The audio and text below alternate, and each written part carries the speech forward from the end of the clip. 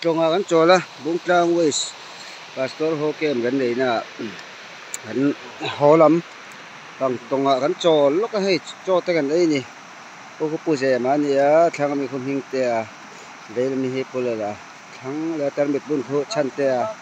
bùi chết mình khô lòm tè hắn pastor đi ngang khô cú là ở châu chết khô với con này nè thằng bây giờ mình khô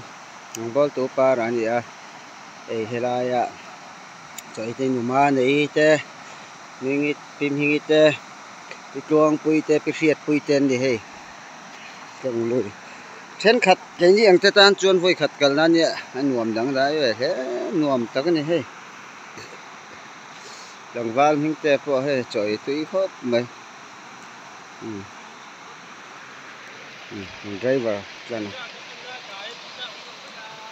hắn motor ke puncture do ma se a thua ka mang thiam a teng tin tin ma mo dia run kal le the e tong lui cái kha kan lak ve lo kang là khát đón sẽ hay lồng lẹ phốm tên nha hay bà lu hộ lẹ treo thế lạc về năm han đua anh nhớ liền khăng cầm cái con khăng về chưa đây cây thiền cái hầu đã chuẩn đây thế mà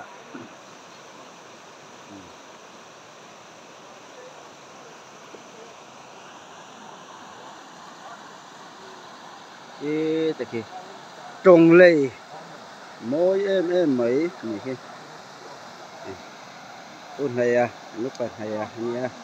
ăn uống rau thế mấy lại trồng lùi he khá rong khá gắn report bẹc thấy chú nhỉ sẽ gắn đủ to gắn